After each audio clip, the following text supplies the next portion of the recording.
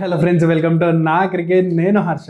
Match number 62 RR versus DC match చూసుకుంటే ఢిల్లీలోని ఫిరోజ్ కోట్ల స్టేడియంలో జరగబోతుంది. ఈ మ్యాచ్లో టాస్ అండ్ వెదర్ చాలా కీలకంగా మారబోతున్నాయని చెప్పుకోవచ్చు.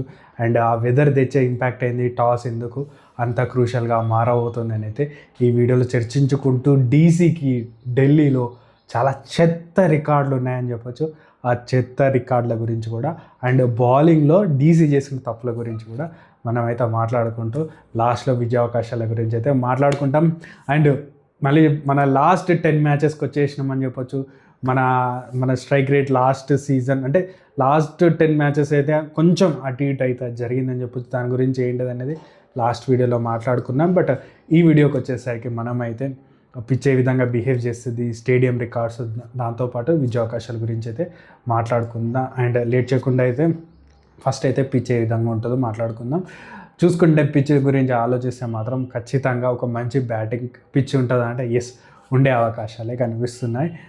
అండ్ ఆల్సో డ్యూ ఫ్యాక్టర్ కూడా రావడం లేదు. సో టాస్ గెలిచి కెప్టెన్ ఏం చేయాలనే దాని మీద కొంచెం డౌట్స్ ఉన్నా కానీ టాస్ గెలిచి ఖచ్చితంగా కెప్టెన్స్ చేజింగే ఎంచుకునే అవకాశం ఉంది రెండు టీమ్స్ కూడా. ఇది 100కి 100% అని చెప్పొచ్చు. టాస్ గెలిచి చేజింగే ఎంచుకుంటారు. దానికి గల కారణం ఏంటంటే ఢిల్లీ క్యాపిటల్స్ చేజ్ చేసినప్పుడు మ్యాచ్లు గెలుస్తున్నారు, కానీ ఫస్ట్ బ్యాటింగ్ చేస్తున్నప్పుడు మ్యాచ్లో ఓడిపోతూ వస్తున్నారు. ఎందుకంటే సెకండ్ బౌలింగ్లో వాళ్ళ బౌలింగ్ చాలా దరిద్రంగా ఉందని చెప్పొచ్చు. దాంట్లో మొహమాటమే లేదు. చెన్నై మ్యాచ్లో కూడా చెప్పినాం ఆ మ్యాచ్ గెలుస్తుంది, ఎందుకంటే బౌలింగ్ లేదు. కేకేఆర్ మ్యాచ్లో కూడా చెప్పినాం చేజింగ్ చేస్తుందని. ఢిల్లీ మీద చేజింగ్ చేయడం చాలా ఈజీ, ఎందుకంటే అక్కడ కెప్టెన్సీ ఇష్యూస్ కనిపిస్తున్నాయి అక్షర్ పటేల్ నుంచి. అండ్ ఆల్సో చూసుకుంటే బౌలింగ్, స్పిన్ బౌలింగ్ కూడా అటాక్ అంత అద్భుతంగా లేదు. జస్ట్ మిచెల్ స్టార్క్ కానీ ఇంగిడి కానీ పర్లేదు అనిపిస్తున్నారు. బట్ వాళ్ళిద్దరు తప్ప మిగతా బౌలర్స్ అసలు దారుణమైన బౌలింగ్ వేస్తున్నారు అని చెప్పొచ్చు. అండ్ స్టేడియం కూడా చాలా చిన్న స్టేడియం ఉంటుంది. మనం చూసుకుంటే ఢిల్లీలో మిస్ హీట్ అయినా 6లు పోతాయి. ఆ రోజు కూడా చెప్పిన ఫినాల్ అయినా ఏ విధంగా ఆడిండు, మిస్ హీట్ అయినా 6లు పోయినాయి. 14 ఓవర్స్లో ఆ స్కోర్ని అయితే ఈజీగా ఆరామ్సే చేజ్ డౌన్ అయితే చేసిందని చెప్పొచ్చు. ఢిల్లీ క్యాపిటల్స్కి అయితే చాలా అత్యంత దరిద్రమైన రికార్డులు ఉన్నాయి.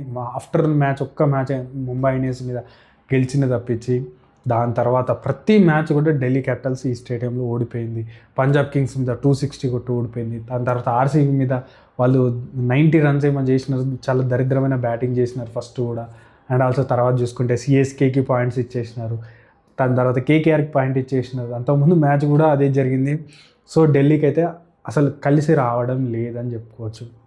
సో ఈ మ్యాచ్లో ఎలాంటి పిచ్ ఇస్తారంటే బ్యాటింగ్ పిచ్ని ఎంచుకోవాలి. ఎందుకంటే స్పిన్నర్లు అయితే కుల్దీప్ అయితే ఆఫ్ కలర్, తను ఆడించిన 6లు 4లు ఇచ్చే మన కుల్దీప్ గురించి లాస్ట్ మ్యాచ్లో కూడా మాట్లాడుకున్నాం. ఒకవేళ రన్స్ ఇస్తూనే ఉంటాడు అని. అండ్ ఆల్సో అటు చూసుకుంటే జైస్వాల్ ఉంటాడు, వైభవ్ సూర్యవంశీ ఉంటాడు. మనందరూ తెలుసు వైభవ్ సూర్యవంశీ తగులుకుంటే ఏ విధంగా ఉంటుందో. ఈ మ్యాచ్లో వైభవ్ సూర్యవంశీ నుంచి మనకు కనిపిస్తే 6లు 4లు అంటే ఎస్, కనిపించే అవకాశాలు కూడా ఉన్నాయని చెప్పొచ్చు. అండ్ లాస్ట్ మ్యాచ్లో కూడా ఆర్ఆర్ వర్సెస్ డీసీ మ్యాచ్ అయినప్పుడు మనం చెప్పిన ఆ మ్యాచ్లో ఢిల్లీ క్యాపిటల్ గెలుస్తుంది. చేజింగ్ చేస్తున్నప్పుడు చెప్పిన గెలిచే అవకాశాలు ఉంటే ఢిల్లీ క్యాపిటల్స్ 220ని కూడా చేజ్ డౌన్ చేసింది ఆ మ్యాచ్లో, అందరు గుర్తే ఉంటుంది. సో టాస్ గెలిచి చేజింగ్ ఎంచుకోండి. బట్ డ్యూ ఫ్యాక్టర్ రాకపోవడం కొంచెం ఇబ్బందికరంగానే మారే అవకాశాలు ఉన్నాయి. కొంచెం స్లో పిచ్ ఇస్తే ఖచ్చితంగా ఫస్ట్ హాఫ్లో ఇబ్బంది పడతారు, సెకండ్ హాఫ్లో చెప్పినట్టు కూడా ఇబ్బంది పడే అవకాశాలు ఉన్నాయి. బట్ స్పిన్ ట్రాక్ ఇచ్చే అవకాశాలు ఢిల్లీ క్యాపిటల్ అస్సలు లేదు. టాస్ మీదనే వెళ్తారు, మనం గెలుద్దామనే కాన్ఫిడెన్స్ తోటి వెళ్ళే అవకాశాలు అయితే కనిపిస్తున్నాయి. బట్ మళ్ళీ ఒక 240 రన్స్ వస్తాయంటే వచ్చే అవకాశాలు కూడా కనిపిస్తున్నాయి. ఆర్ఆర్ అయితే ఫేవరెట్గా మ్యాచ్లో దిగే అవకాశం ఉంది. అండ్ రెండు టీమ్స్లో ప్లేయింగ్ లెవెన్లో ఏమైనా చేంజెస్ ఉంటాయంటే మాత్రం ఢిల్లీ ఎప్పుడు చేంజెస్ చేస్తున్నాయి. బట్ లాస్ట్ మ్యాచ్ ఇంగిడి చూసుకుంటే మంచి బౌలింగ్ చేస్తున్నాడు, ముఖేష్ అద్భుతమైన బౌలింగ్ చేస్తున్నాడు, తక్కువ రన్ రేట్ తోటి ఇచ్చినాడు. బట్ చూసుకుంటే మిచెల్ స్టార్క్ 14 రన్స్ తోటి ఇచ్చినాడు. తను కూడా ఆఫ్ కలర్లో కనిపిస్తున్నాడు. బట్ మిచెల్ స్టార్క్ని ఎప్పుడు తక్కువ అంచనా వేయాల్సిన అవసరం లేదు. ఎప్పుడు ఏ బౌలింగ్ వేస్తాడో తనకే తెలియదు. సో తన నుంచి కూడా థ్రెట్ అయితే ఉంటుంది. సో బ్యాటింగ్ వైజ్ చూసుకుంటే అంత మంచి బ్యాటింగ్ లేదని చెప్పొచ్చు. తరచుగా వీళ్ళు చేంజెస్ చేస్తూ ఉంటారు. వీళ్ళు ఒక రోజు ఒక టీంతో ఆడితే ఇంకో రోజు ఇంకో టీంతో ఆడతారు. చాలా కాన్ఫిడెన్స్ని ప్లేయర్లకు తగ్గిస్తా అని చెప్పొచ్చు. కేఎల్ రాహుల్కి ఈ పిచ్ మీద మంచి రికార్డులు ఉన్నా సరే తను కూడా ఆఫ్ కలర్లోనే కనిపిస్తున్నాడు. అండ్ పొరెల్ని తీసుకొచ్చిన అది కూడా వర్కౌట్ కావట్లేదు. మళ్ళీ నిశంక వైపు వెళ్తారా, నిశంకాన్ని వెళ్తే స్టబ్స్ని బయట కూర్చోబెట్టి మిల్లర్ తోటి వచ్చే అవకాశం ఉంది. చాలా చేంజెస్ వీళ్ళు చేసే అవకాశాలు కనిపిస్తున్నాయి. బట్ ఆర్ఆర్కి చాలా చాలా ఇంపార్టెంట్ మ్యాచ్ అని చెప్పొచ్చు. వైభవ్ సూర్యవంశీ మీదనే చాలా చాలా డిపెండ్ అవుతారు ఈ మ్యాచ్లో. తన నుంచి రన్స్ వచ్చే అవకాశాలు ఉన్నాయి, సెంచరీ చేసే అవకాశాలు అయితే చాలా బ్రైట్గా కనిపిస్తున్నాయి ఈ మ్యాచ్లో. సూర్యవంశీ తగులుకుంటే మ్యాచ్ ఏ విధంగా ఉంటుందో మనందరూ తెలుసు. సో తన బ్యాట్ నుంచి రన్స్ వచ్చే అవకాశాలు ఉన్నాయి. చిన్న బౌండరీస్ మిస్ హిట్ అయినా 6 వెళ్తాయి కాబట్టి కాన్ఫిడెన్స్ తోటి కొట్టే అవకాశం అయితే 100% ఉంది. టాస్ గెలిచి ఆర్ఆర్ అయితే చేజింగ్ ఎంచుకునే అవకాశం ఉంది. బట్ బౌలింగ్ విషయం చూసుకుంటే బర్గర్ని ఆడేయడం లేదు. ఆర్చర్ హాఫ్ కలర్ కనిపించినాడు. బట్ ఏదైతే స్టార్ట్ చేసిందో ఆర్చర్ అలాంటి స్టార్టే ఎక్స్పెక్ట్ అయితే చేస్తూ ఉంటారు ఆర్ఆర్. ఒకవేళ ఆర్చర్ బర్గర్లో వస్తే కొంచెం సాలిడ్గా అనిపిస్తుంది.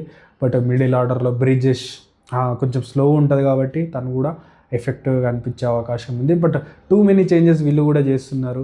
మంచి స్పిన్నర్ని పక్కన కూర్చోబెట్టి బిష్నోయ్ని కూర్చోబెట్టి మళ్ళీ ఏదేదో ఎక్స్పెరిమెంట్లు చేస్తారు. బిష్నోయ్ అంత మంచి స్టార్ట్ చేసినాక తనకి మ్యాచ్లు ఇవ్వడం లేదు. ఒక మ్యాచ్లో కొన్ని రన్స్ ఇచ్చినాడని.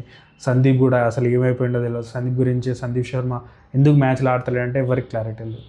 సో బ్యాటింగ్ అయితే పర్లేదని చెప్పొచ్చు. వైభవ్ సూర్యవంశీ చూసుకున్న, జైస్వాల్ చూసుకున్న, జురేల్ నుంచి కూడా మంచి రన్స్ వచ్చే అవకాశం ఉంది. పరాగ్ అవైలబిలిటీ ఇంకా క్లారిటీ అయితే లేదు. సో మిడిల్ ఆర్డర్లో ఫెరారియా ఉండడం and also Delhi Capitals against ఆడుతున్నాడు కాబట్టి కొంచెం ఫెరారియా నుంచి రన్స్ రావడం అండ్ జడేజా మంచి ఫామ్లో ఉన్నాడని చెప్పొచ్చు. సో వీళ్ళకి ప్రాబ్లం అయితే ఏం లేదు. సో టాస్ గెలిచినట్టు చేజింగ్ అయితే చేయాలి. అండ్ మన ఫేవరెట్ సెగ్మెంట్ విన్ ప్రిడిక్షన్ విషయానికి వస్తే ఈ మ్యాచ్ ఎందుకో నాకైతే ఆర్ఆర్ఏ ఫస్ట్ బ్యాటింగ్ చేసిన, సెకండ్ బ్యాటింగ్ చేసిన ఆర్ఆర్కే విజయావకాశాలు ఉన్నాయి. బట్ టాస్ గెలిచి ఆర్ఆర్ చేజ్ చేసిందా, చాలా వరకు విజయావకాశాలు పెరిగిపోతాయని చెప్పినట్టు కెప్టెన్సీ డీసీది కొంచెం వీక్ ఉంది.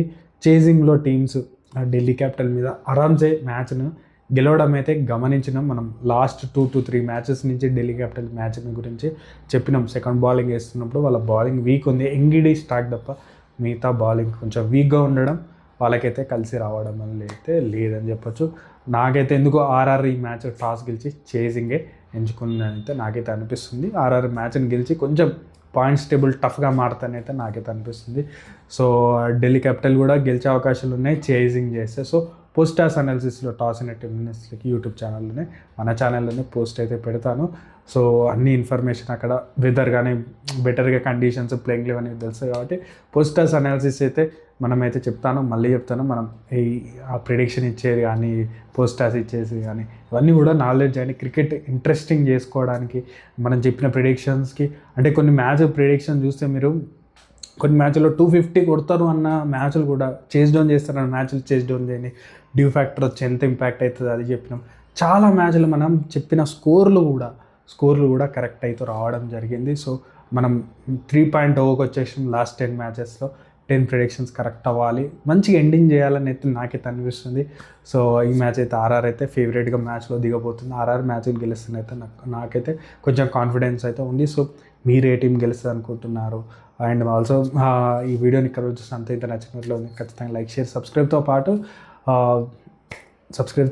ఎవరు గెలుస్తారు అనేది కామెంట్ సెక్షన్లో తెలియజేయండి. అండ్ ఆల్సో మనమైతే ఎలాంటి బెట్టింగ్ యాప్స్ని ఎంకరేజ్ చేయము. మీరు కూడా వాటికి దూరంగా ఉండాలి. క్రికెట్ని నాలెడ్జ్ వరకు అండ్ ఎంటర్టైన్మెంట్ వరకు తీసుకొని ఎంజాయ్ చేయండి. ఐపీఎల్ సీజన్ ఇంకా కొన్ని రోజులే క్లోజ్ అవుతుంది కాబట్టి క్రికెట్ని అయితే ఎంజాయ్ చేయండి అయితే నేనైతే అడుగుతున్నాను.